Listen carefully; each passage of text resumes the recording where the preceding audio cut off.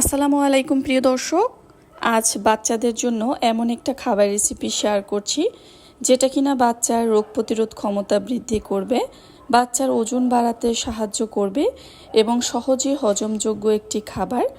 তো এই খাবারটা তৈরি করার জন্য এখানে আমি প্রথমে নিয়েছি ওটস। তো ওটসগুলোকে আমি হালকা করে টেলে নিচ্ছি রান্না করার আগে। আর এভাবে হালকা টেলে নিলে কিন্তু খুব সুন্দর একটা ফ্লেভার আসে। এরপরে আপনি পরিষ্কার পানি দিয়ে ওটসটাকে দুই একবার করে ধুয়ে ফেলবেন, রান্না যেন সহজেই হয়ে যায়। এই জন্য আপনি ওটস কিছু সময় পানিতে ভিজিয়ে রাখতে পারেন। এরপরে চলে আসলাম রান্নার জন্য প্রথমেই এখানে আমি ঘি ব্যবহার করেছি। প্রিয় দর্শক, ঘি হচ্ছে একটি স্বাস্থ্যকর ফ্যাটের চমৎকার উৎস। ঘি বাচ্চার মস্তিষ্কের বিকাশ ঘটায়, ওজন বাড়াতে সাহায্য করে এবং খাবারে সুন্দর সুবাস এনে দেয়, বাচ্চার রুচি বাড়াতেও সহায়তা করে। তো এখানে আমি মশলার জন্য সামান্য একটু পেঁয়াজ কুচি, সেই সাথে আদা এবং রসুন কুচি ব্যবহার করেছি। ভেজে নেওয়া মশলার ভিতরে এখানে আমি যে সবজিগুলো নিয়েছি, তো তার ভিতরে প্রথমে এখানে আমি একটা একদম কচি বলতে পারেন কাঁকরোল, সেটা নিয়েছি। আর এর পাশাপাশি এখানে আমি একটা পটল কুচি করে নিয়েছি, সাথে দিয়েছি মিষ্টি কুমড়া এবং সেই সাথে দিয়েছি আলু। তো এই যে কয়েকটা সবজি আমার বাসায় ছিল হাতের কাছে, তো এগুলো দিয়েই কিন্তু আমি রান্নাটা করে নিচ্ছি। তো সমস্ত সবজিগুলো কিন্তু আমি মশলার সাথে কিছু সময় ভেজে নিব। প্রিয় দর্শক, মিষ্টি কুমড়াতে প্রচুর পরিমাণে ভিটামিন এ এবং বিটা ক্যারোটিন রয়েছে। এটি বাচ্চার চোখের দৃষ্টিশক্তি ভালো রাখে এবং রোগ প্রতিরোধ ক্ষমতা বাড়াতে সহায়তা করে। পটেলেও কিন্তু প্রচুর পরিমাণে রয়েছে ভিটামিন। এতে রয়েছে ভিটামিন এ, সি এবং ফাইবার। এটি বাচ্চার পেট পরিষ্কার রাখতে সাহায্য করে এবং রক্ত সঞ্চালন ভালো রাখে। প্রিয় দর্শক, এর ভিতরে আমি সামান্য পরিমাণ লবণ এবং হলুদের গুঁড়া ব্যবহার করেছি। আপনার বাচ্চার বয়স যদি 1 বছরের কম হয় সেক্ষেত্রে লবণটা স্কিপ করে যাবেন। সবুজ রং ও রঙিন সবজির অনেক গুণ রয়েছে। মিষ্টি কুমড়াও পটলের মতো সবজি থাকায় বাচ্চার প্রয়োজনীয় ভিটামিন ও মিনারেল পেয়ে যায়।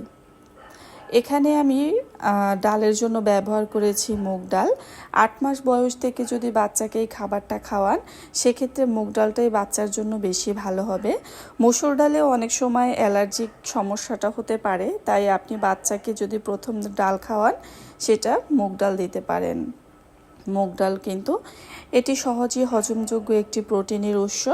মুগ ডাল বাচ্চার পেশি গঠন এবং শরীরে ক্ষয়পূরণে সাহায্য করে। এই রান্নাতে চাইলে আপনি একটা মুরগির ডিম ব্যবহার করতে পারেন, যেহেতু আমি এখানে মুগ ডাল নিয়েছি। আর তাছাড়া আমার বেবি সকালের নাস্তায় একটা মুরগির ডিম খেয়েও নিয়েছে, যদিও আলহামদুলিল্লাহ সে প্রতিনিয়তই খায়। তো এই কারণে ভাবলাম আজকের খিচুড়িতে না হয় আমি মানে ডিমটা ব্যবহার না করি। আপনি যদি আপনার পছন্দ অনুযায়ী চাইলে ব্যবহার করতে পারেন। এরপরে এখানে আমি দিয়ে দিয়েছি ধুয়ে রাখা ওটস। আমি কিছু সময়ের জন্য ভিজিয়ে রেখেছি।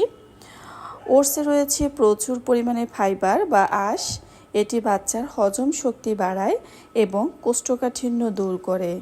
এতে থাকা কার্বোহাইড্রেট বাচ্চাকে দীর্ঘ সময় শক্তি দেয়। প্রিয় দর্শক, এতক্ষণ দেখতে পেয়েছেন যে আমি খিচুড়িটা কিভাবে রান্না করেছি। এই খিচুড়িটা আসলে যে কোনো বাচ্চারাই ভীষণ মজা করে খাবে।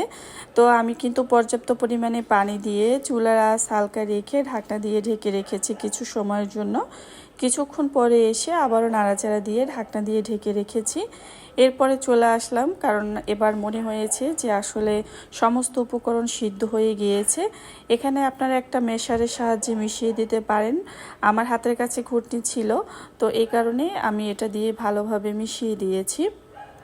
প্রিয় দর্শক, এই খাবারটা বাচ্চার জন্য খুবই সহজে হজমযোগ্য একটি খাবার, অর্থাৎ এটা বলতে পারেন একটা খিচুড়ি রেসিপি।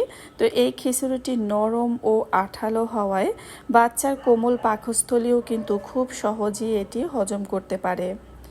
প্রিয় দর্শক, এখানে তেমন কোনো উপকরণ ব্যবহার করা হয়নি যেটা কিনা 7 মাস 8 মাসের বাচ্চার পাকস্থলী সহ্য করতে পারবে না। আপনি এখানে যে উপকরণগুলো ব্যবহার করেছি অবশ্যই খাবার সহজেই বাচ্চারা খেয়ে নিতে পারবে। ওজন বৃদ্ধির কথা তো কি বলবো, খাবারটা সত্যি ভীষণ উপকারী।